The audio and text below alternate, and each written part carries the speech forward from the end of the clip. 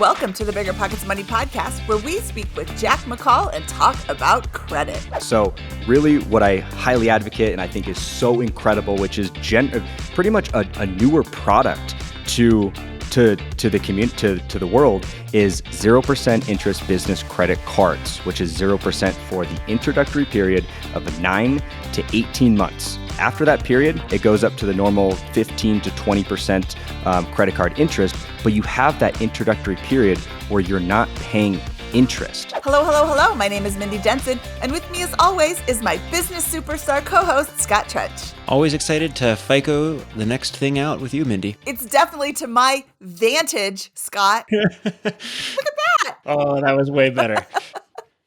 Scott and I are here to make financial independence less scary, less just for somebody else, to introduce you to every money story because we truly believe financial freedom is attainable for everyone, no matter when or where you're starting. That's right. Whether you want to retire early and travel the world, going to make big-time investments in assets like real estate, or fund your very own or first business with a credit card, we'll help you reach your financial goals and get money out of the way so you can launch yourself towards your dreams. Scott, today we're talking to Jack McColl. He has an interesting way of generating business credit, and he's going to teach us all about that. But before we bring him in, we are going to talk about our new segment, The Money Moment. This is where we share a money hack, tip, or trick with you to help you on your financial journey. Today's Money Moment: one credit card hack we recommend is to have a credit card dedicated to recurring expenses only. This is a good way to keep track of the overall recurring spend, as well as make decisions on what to cut. Do you really need Hulu and Disney Plus? In addition, it'll be easy to spot any errors or overcharges. Do you have a money-saving tip for us? Email us at moneymoment@biggerpockets.com. Jack McColl is the founder of Credit Stacking and scaled from $0 in business credit to $500,000 in available business credit in just over 1 year, which he has used to fund a variety of new businesses and investments. And now he teaches other people how to do this too. Jack, welcome to the BiggerPockets Money Podcast. I'm so excited to talk to you today. Awesome, Mindy and Scott. It's so incredibly great to be here. I'm really excited. Thank you for everyone listening. My job on this podcast is to provide all the listeners with as much tangible value as I physically can on this podcast. So thanks for being here. And thank you guys. Awesome. Well, would you mind telling us a little bit about yourself and the business you started? Yeah, so my name is Jack McColl. I'm the founder of Credit Stacking. It's a mentorship program where I teach entrepreneurs on how to dial in their personal credit, essentially so they can get access to business credit. On business credit, there are 0% interest business introductory offers. So you can borrow hundreds of thousands of dollars at only a 0% interest rate for 1 to 2 years. So I specifically teach people, entrepreneurs, on how to do exactly that. Awesome. So walk us through some examples of that credit and why you need to build up your personal credit in order to begin accessing those. 100%. So the personal credit profile is the foundation to many, many things in life. Not just as a normal non-entrepreneur, but for an entrepreneur as well. If you think about, even if you're not in business, you need good credit to get a good rate on an auto loan, a good rate on a mortgage, to get approved for a lot of good apartments. And then when you're thinking about starting a business, maybe you're already a business owner, the personal credit profile is the number one single most important thing on being able to get high limits on these business credit cards or get any type of business funding through credit products. So the profile is very strong, and it's much more important than just a score. So some people can have a 750 score, but only 1 or 2 credit accounts. So we're looking at much more than a score. We're looking at the entire profile. We want to optimize each of the sections on the FICO report to make yourself as attractive as possible to the lenders. So you as an entrepreneur or aspiring entrepreneur can get access to money very, very easily when you need it. Can you share the difference between a credit profile and a credit score, just so we know we're all on the same page? Yeah, so a credit score is the score you'll see when you check your credit. Maybe it's a 600, that's very low. Maybe it's an 850, which is perfect. If you're anywhere in the 700 club or 800, you're in a very, very good spot. Ideally 750 and above. But really, when you apply for different credit accounts, like business credit cards, personal credit cards, different types of loan products, they're going to look at your credit report or your credit profile. So they're looking at your score, they're looking at your average age, they're looking at your comparable credit, which means the limits of your current credit accounts, which means, is your revolving limits only 1,000? Is it 10,000? Is it 70,000 of collective personal credit limits? So there's definitely a range there. Also, they're taking into consideration the amount of hard inquiries you have on your profile. And essentially, when you apply for a new credit account, you get a hard inquiry. And so if there's too many hard inquiries, you look riskier to the lenders.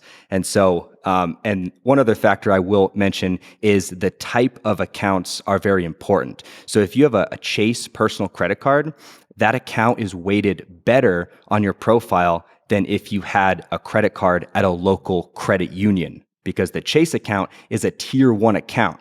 So they're looking at the limits of those accounts, and they're looking at the banks that are giving you those accounts. And then they're also looking at the diversity in your credit mix. So do you only have revolving accounts? Like, do you only have personal credit cards? Do you have any installment loans? Are those installment loans paid off? Do you have any auto loans? Do you have any mortgages? So if you can create a diversity in your credit mix, it's going to increase your score than if you only had personal credit cards. Awesome. That's actually really interesting. I had no idea about the various tiers of credit of types of debt and how they would count into the score.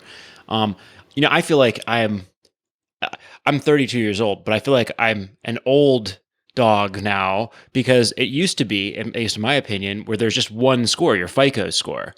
But nowadays, I'm screening tenants, and there's a renter's score, there's a Vantage score, there's the FICO, there's FICO 1, 2, 3, 4, 5, 8, 10, right? What score are we looking at when we're talking about this? What is the actual number that I should be worried about as a consumer in building up my profile? It's a great question. So FICO 8 is the bureau, or is the score that most lenders are looking at when you're applying for credit products. When you're personal credit cards, business credit cards, and loans, installment loans, they're looking at that FICO 8. If you're applying for an auto loan, they're going to be looking at a different model, but it's still very similar to the FICO 8. Yeah, and landlords, of course, are now using this renter score in with many applications, which is a whole different one. One thing I will jump in there, Scott, is the best place, my favorite place to check your credit score is a platform called myscoreiq.com. It will show your FICO score, and there is a difference between your FICO score and something called a Vantage score. If you look at a lot of the free apps like Credit Karma or CreditWise or any app that's in, or any credit monitoring service that's in your bank app that's showing you for free, that's 99% of the time showing you your Vantage score. This is a decent way to look and see what accounts you have, your utilization, the age, things like that. But when it comes to your score specifically, the Vantage score it can be a much more inflated score. So if you're actually trying to check your credit before applying for credit cards or any credit products, you want to be making sure you're checking your FICO score, which you can do on myfico.com, Experian.com, or my favorite is myscoreiq.com. For those services, you do have to pay a monthly fee, but if you want to look at the report that you know the banks are going to look at once you click submit, those are where you want to look. And every time I'm about to submit my applications for something, I'm of course looking at that report because I know when I click submit, the banks are going to look at it and I want to see it first. Okay, that was going to be my follow-up. Is this a free score, or is this a paid? How much does it cost? About $30 a month. Okay, that is interesting. So make the decision based on if that's something that's worth it to you. I don't know. I wouldn't recommend that if you're just getting started, if you're just thinking about this. But once you're really trying to build up your credit, $500,000 of business credit in a year, I think would be worth $30,000 a month, not $30 a month. Yeah. And one thing I will say though, Mindy, to start, if someone's starting in credit, they haven't checked their credit profile yet, I would start with Credit Karma and Experian, because Credit Karma is a free app. Same with Experian, just the one bureau. So Credit Karma will show you Equifax and TransUnion, which is 2 of the 3 bureaus for free. Experian, the free membership, will show you Experian, which is the 3rd bureau, for free. You can pay extra on Experian to see all 3, but if you want a free option right now, get Credit Karma and Experian, and then you can check your reports on all 3 bureaus. And it is important to check all 3 bureaus because each bank is going to pull from a different bureau. So for example, if I'm in California and I apply for a Chase credit card, I know that Chase is going to pull from Experian. But if I'm in, say, for example, maybe Texas, Chase might pull from TransUnion in Texas. And so I want to know what each bank, each bureau looks like based on where I live, because they could be pulling from a different bureau. And so the hard inquiries could be different from bureau to bureau. The accounts reporting could be different from bureau to bureau. And so you do want to check all three, not just one. Just to kind of hammer this point home, what is the difference between the number I see in Credit Karma and then the number that the credit score that shows up when I apply for a mortgage, which is different a lot of the time? What is the reason for that, and how do I view that number? So if you go onto My Score IQ, you can see all of your different scores. FICO 8 is what you want to look at if you're going to be applying for personal credit cards. There's an auto loan card, there's a mortgage card, just different profiles depending on the products you're going to be applying for. But again, back to Credit Karma, it's going to show your Vantage score, which is probably an inflated score. That app it's very helpful to see how many accounts you have, what's your utilization at, how many hard inquiries do you have, what's your average age, things like that, which is definitely valuable, and it updates daily, which is also very helpful. But when you're looking at your score, it could say 780 on Credit Karma, but if you check your FICO score on My Score IQ, it could be maybe only 720. So maybe you want to work on it a little bit more. But there isn't going to be a gross difference, right? You don't check Credit Karma and it says you've got an 800 and then the banks are pulling and it says you've got a 410. There's not going to be a gross difference, right? The difference won't be that big, but where it's very important is if Credit Karma says 720, but your FICO score is 690, to be in 690, you're going to get much worse results than if you thought you had 720. Okay, that's a good point. Yeah, because they're looking at FICO score, not Vantage. So you always want to check FICO before you do the applications generally. Okay, so let's talk about business credit versus personal credit. Can you get business credit if you don't have personal credit? There are some people in the financial space. The biggest one is Dave Ramsey, who recommends not having any credit score. And I want to clarify that the FICO score goes from, is it 300 to 850? And if you have a 0 credit score, that's way better than a 300. That means you have nothing as opposed to actively bad credit. But if you have a 0 score, are you going to be able to get business credit? Absolutely not. I think for someone not to build strong credit is probably the most irresponsible advice I have ever heard, not just for business owners, but for non-business owners. Like we said at the beginning of this podcast, you need a good credit score to buy a house, to get an auto loan, to get into some apartments. One of my good friends from college, his dad was on the big Dave Ramsey train about budgeting, no credit, etc. So my friend, he didn't build credit. He tried to go buy a house at 25 years old, and they laughed at him because he didn't have much on his credit profile. He wasn't able to buy a house for him and his brand new fiance, which is, quite embarrassing. So even if you're not in business, it's very important to build your credit because you can just do so much more when you have a good credit score. Then if you want to get into business, or if you're already in business, by having a strong score and a strong profile, this now gives you the ability to get access to $50,000 to $200,000 at 0% interest for the introductory period, which is between 9 and 18 months. Now, some people will say, well, that's fine because I don't need that much money right now. Okay, maybe in 6 months or 12 months when this recession hits hard and you're trying to take advantage of discounted assets like purchasing more real estate, or you need capital to keep your business afloat, you will want good credit, because if you have good credit, you can essentially snap your finger and get access to this type of 0% interest capital. But if you don't have good credit and you don't start building now, it can take many, many months. And when you need that capital, you might not be able to do it. Yeah, and I'll qualify this a little bit by saying it's not always true that you need personal credit to build business credit, but you can find exceptions if you're a nitpicker, but this statement is overwhelmingly true, right? Like BiggerPockets or a large business could go out and get a loan from bank, or if you have a large real estate portfolio, you could find a non-recourse hard money private lender to do it. But by and large, you're going to have a very difficult time getting any type of loan for your business if you don't have good personal credit. Is that a good qualifier, Jack? Would you agree with that? Yeah, I would, Scott. But what I would say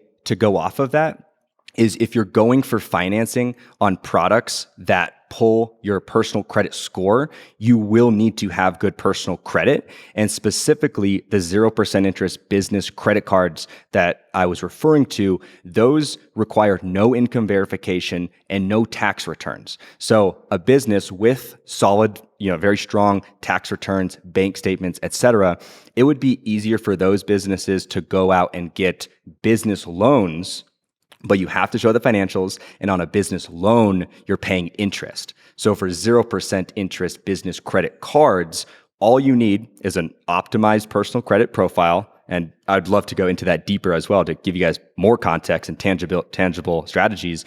But having that profile and providing no income verification and no tax returns, that's how you can get access to over $100,000, 0% for 12 to 18 months. Well, and just tagging off of Scott's comment, maybe you can get this credit, or maybe you can get a mortgage with no credit history, like the Dave Ramsey. They've got the manual underwriting.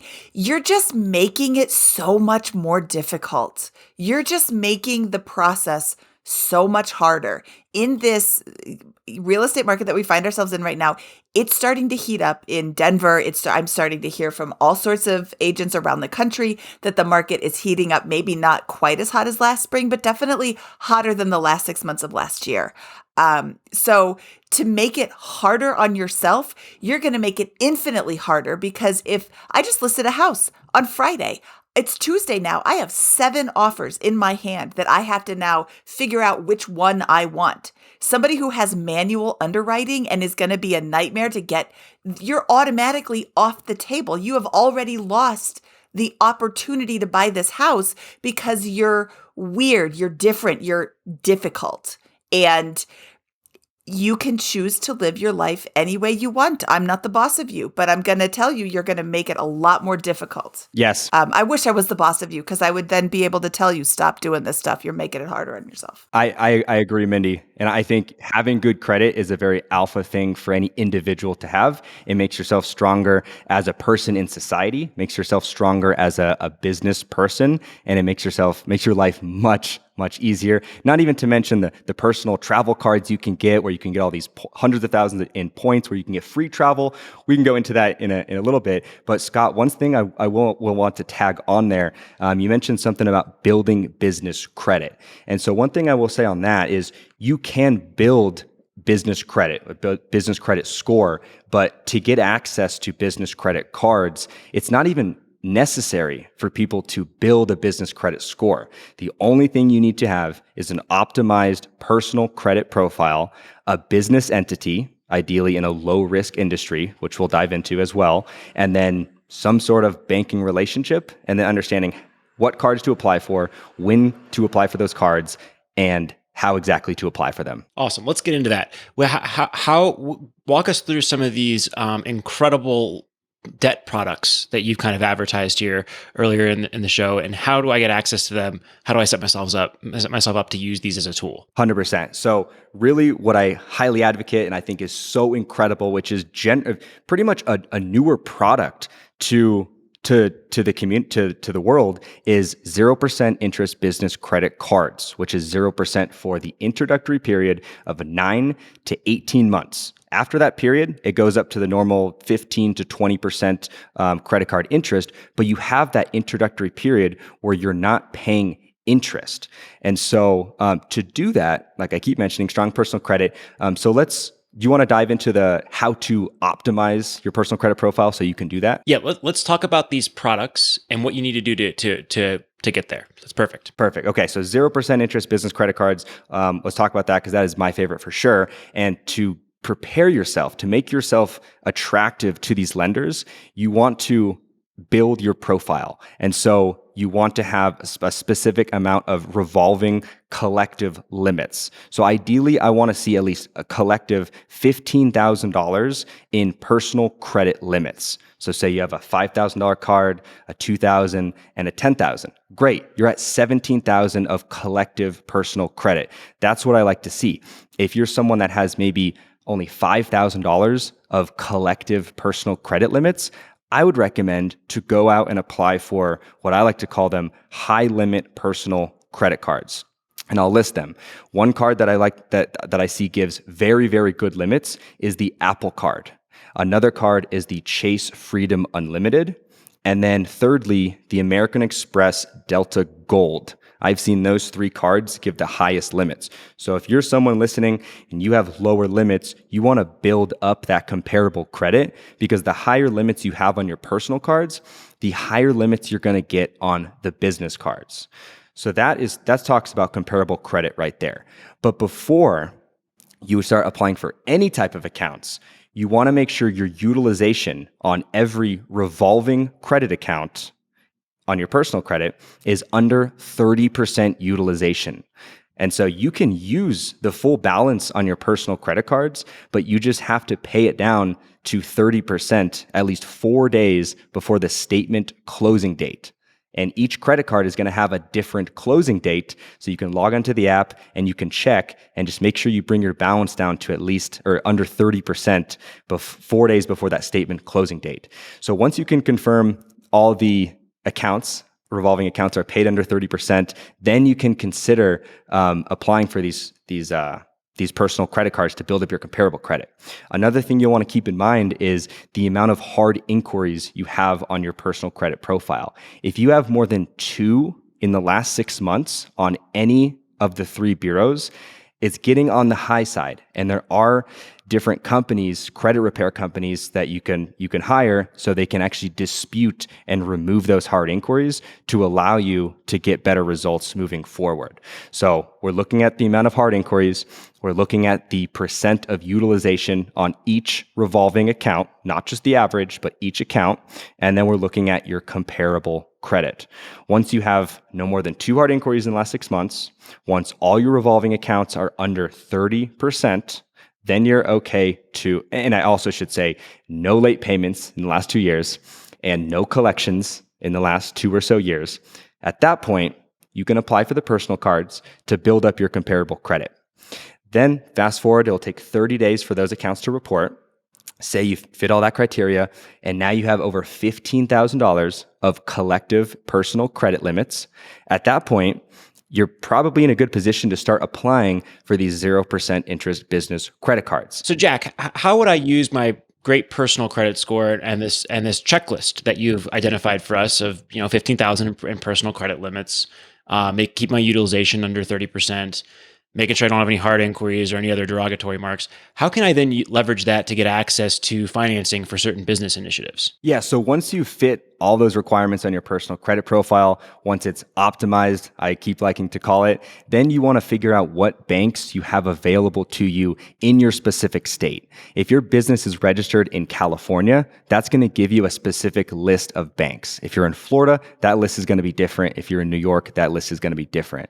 So you want to do some research to find what lending options you have available to you in your state, which an easy way to do this is type in California banks who offer 0% interest business cards. Start to put together a list. Some of the banks you will want to have an open business checking account. This is to start to build that relationship with the bank so they can get more of your personal and business information. So ideally, you can put a little bit of money in that account so they start to trust you more. But not all banks need open business checking accounts. But the 2 most important banks to do that at before applying for business credit accounts is going to be Chase and Bank of America.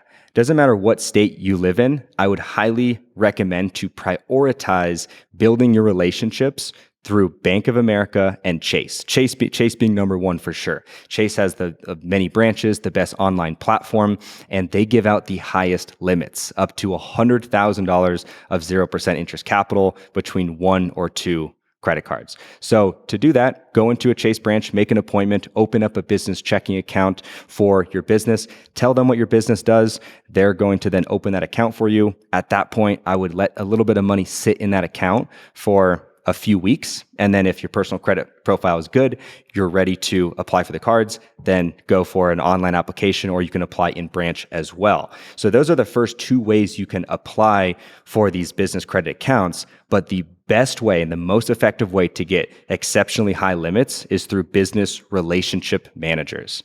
These are the individuals that work directly with the underwriting teams. So if you can get assigned a business relationship manager, that's where you're going to get the best limits. Awesome. And what businesses are these types of credit cards most accessible to? I think there were some industries that it's easier to get one, and other ones where it's harder. Is that right? Yeah. So it all comes down to the industry risk, and so the banks will look at the NAICS code, and that will classify the risk for your business type. So if you have a construction business, that's a little bit more risky than, say, for example, a consulting business, because they're looking at the overhead expenses that businesses in that industry is going to have, right? A consulting business, there's not too much overhead. A marketing business, there's not too much overhead there. And if you do if you do wholesaling, if you think about what that business does, it's a lot of marketing. It's a lot of lead generation. It's a lot of finding the buyers, right? So is your wholesale company, how much marketing does that do? Could that be a marketing business, right? If you look at a physical gym, that's going to be much more high risk to the lenders. So something to consider: the lower risk your business is, the higher chance you can get these high limits. But again, the most important thing is optimized personal credit profile, also the bank relationship, and then it comes down to what type of business do you actually have. You just said something about a business relationship manager. That sounds super fancy and like my company has to be big and have a lot of money. Is there a minimum income threshold or business size or something before I can ask for this or before I can expect to get something like this? Generally, if your business is anticipated to do between 1 and 2 million or above, that's when you're able to get a Chase business relationship manager. Each banks have different thresholds, but Chase is at the 1 to 2 million threshold of revenue. Of projected revenue, I should say. Okay, so that's more of a maybe down the road thing, but definitely something to bring up and talk to them about when you're starting this out. I mean, I really think the most information that you have is just going to help you process everything. Oh, I didn't know this was an opportunity. Maybe if you ask about business relationship manager, they say, hey, your business doesn't qualify now, but there's another program, or we're rolling out this pilot project, or whatever. I think that asking questions is always the best opportunity, always the best option. I agree. Ask those questions, build that relationship for sure. Yeah, Scott? Jack, what about some more advanced options here? So this sounds like a great way to get a credit card to fuel your some of your next entrepreneurial endeavors. But what if I want to use an SBA loan, for example, to make a small business purchase, or combine some sort of debt to finance an acquisition with a credit facility with the seller financing, or those types of things? Can you walk us through any more, next level examples of how to use your personal credit to finance interesting investment opportunities? Yeah, for sure. So another good credit product to talk about, there's really two I want to go into. One being a business line of credit.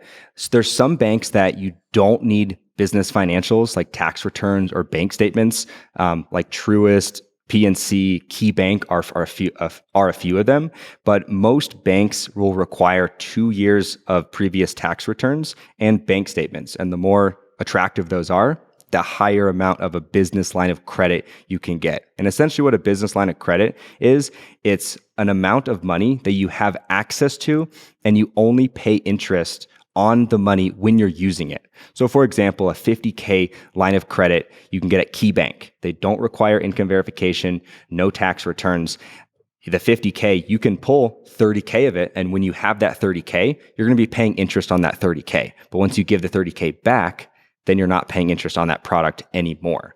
And so if you're a business owner that has these very strong financials, tax returns, profit and loss statement, and attractive bank statements over the last 3 months, they're going to give you a specific amount on a loan based on your revenue and profit figure. Generally, they're going to lend about 10 to 20% of your top line revenue. Awesome. Yeah. And I've talked to some folks who run businesses and they're like, oh, I keep 50 or 100K in the business and they're trying to invest. Well, why don't you just open up a line of credit and you can pull that number down to 25 or something like that and probably be able to conservatively operate your business, not have worries about that. So I think that's a fantastic tool to add in there. And then what about acquisition? Like what types of business credit loans, whatever, are dependent on your personal credit score? Anything that pulls your credit is going to be based on your personal credit profile. So the 0% business cards, the business lines of credit, the term loans are all going to be based on your personal credit profile. If you do hard money, probably not. They're not going to pull your credit. If you do any private loans, they're not going to pull your credit. But credit is pulled for most credit products. Well, Jack, is there anything else that we should know about when it comes to credit and using your personal credit to access really great debt and harness it for incredible investment opportunities? Yeah, so I think for the business owners listening, or maybe you want to get into business soon, the first step to get into business lending, I think the easiest and most effective is for these 0% interest business cards because it's no income verification. If you're a little bit more advanced, then that's when the business lines of credit or the term loans come into play, because not only do you need that good personal credit, but then you have to show those business financials. So that's kind of the next step to graduate to. And then additionally, you can also start building out your business credit scores. It's interesting. And actually, one thing I have not mentioned on this podcast is business credit accounts.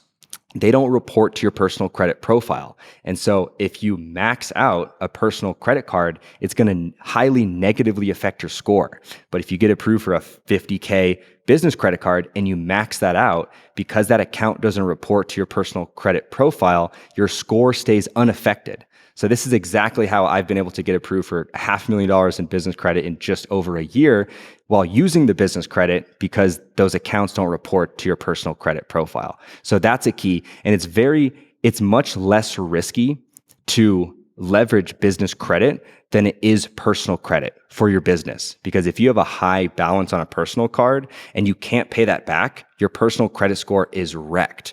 But if you have a high balance on a business credit card and you can't pay that down for the next few months, your score is still unaffected. So you can always get approved for another business credit card and balance transfer the balance from the first card to the second if you need more time for 0%. Jack, I have a question here. Let's suppose that I have a flipping business. So I'm a house flipper, and I've got $500,000 in a business line of credit or a business credit card with a 0% APY for the first year. And I'm being responsible. So I've also got my paid off home, which I could borrow against in order to repay that. Would you recommend to someone in that situation to consider using that $500,000 to fuel my next flip instead of going to a hard money loan or taking out a HELOC on my primary, assuming I can complete the flip in the first year? Would that be a use case for this? I work with many people that do exactly that. If you can get access to $50,000 to $100,000, imagine how many more deals you can do. And then even when you get to the point where you're paying that 15 to 20% interest, a lot of times people can do flips in a 3 to 4 month period, maybe 6 months, and you're not even having to pay that much in interest. But if you're borrowing it for free for the first year, I know so many people that can do 2 flips just during that introductory period before they pay any interest on the card. Well, I think it's a really intriguing and interesting tool here. And like any tool, it can be used to propel you forward, and you can hurt yourself with it if you're not being smart. So it sounds like a really interesting option for some folks that want to have, the opportunity for better rates. Did you have any final credit card hacks for our audience before we go? Credit card hacks. One thing I will mention is, if you're someone that loves to travel, or maybe your business that requires some travel to go visit possible deals, to go visit business partners, etc., another major importance of having good personal credit is to get top tier cards that generate points and rewards. I have cards that get 4x points per dollar spent. So if you have a good score, you can get access to the best credit cards, which will generate you the most amount of points and miles, so you can use those points for free travel. So that is another major value add of having good credit if you're someone that likes to travel or your business requires travel. Awesome. Is there a good resource for folks who I understand that credit card hacking can be like a full-time hobby, essentially. You can really go down deep into that world. Is there a place for folks to go to get started and learn a little bit more, begin dipping their toe in, find a couple ones that might make sense for them? Yeah, 100%. I actually have a link in my bio on my Instagram where I have my favorite personal credit offers, which my Instagram is King of Debt. King of Debt on Instagram. If you click the link in my bio, you can see a link to my favorite personal credit cards. And, they're there for a specific reason. A lot of people don't understand what options they have available to them, what benefits these cards come with. And I've put together my list of my favorites. Awesome. Well, we really appreciate you coming on, Jack. Thanks so much. And it sounds like folks can find out more about you at King of Debt on Instagram. That's correct. Thank you, Scott. Thank you, Mindy. Instagram at King of Debt. Hopefully I'll see you guys there. And thank you guys so much for hanging in. Thank you, Jack. We'll talk to you soon. All right, Scott, that was Jack McColl. And that was a lot of fun. I learned a lot about credit, specifically the credit profile. I think that's a very interesting term, and I'm hopeful that our listeners were able to learn something about credit and credit scores and how to generate business credit so that you can go on to fund your business as well. Yeah, and like I mentioned, I think this is a tool, and it can be a very dangerous tool, or it can be something that spurs folks on. And who are we to say don't lever up when you're getting started to go and crush your goals, right? I mean, when I was starting out my financial journey, I bought a duplex making $48,000 a year for $240,000, 5 or 6 times my annual income in debt to purchase that. And so, of course, that's a dangerous all-in move.